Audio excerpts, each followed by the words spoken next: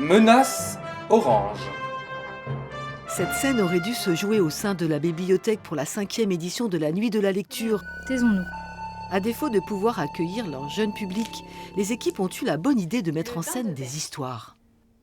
Toute l'équipe était un peu frustrée face au contexte et aux annulations diverses.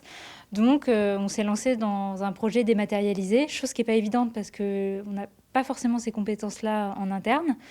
Et on a décidé de faire une version un peu originale de qu'est-ce qu'on pourrait trouver la nuit, les bibliothécaires dans les rayons, qui mangent entre deux portes.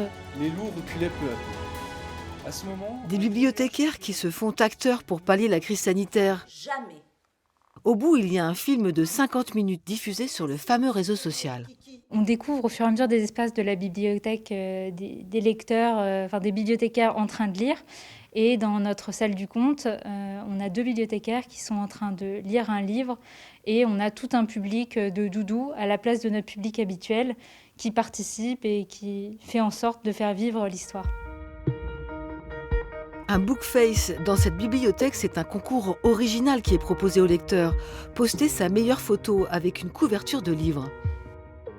Pour trouver les bons livres, il faut il faut fureter dans les rayons, parmi les rayonnages de la médiathèque, et puis essayer de trouver le livre qui va nous attirer, nous correspondre, trouver une belle couverture. On a lancé en parallèle aussi un concours de doudou, de photos de doudou. On a déjà quelques photos qui sont arrivées de doudou et on attend avec impatience les prochaines photos de Bookface.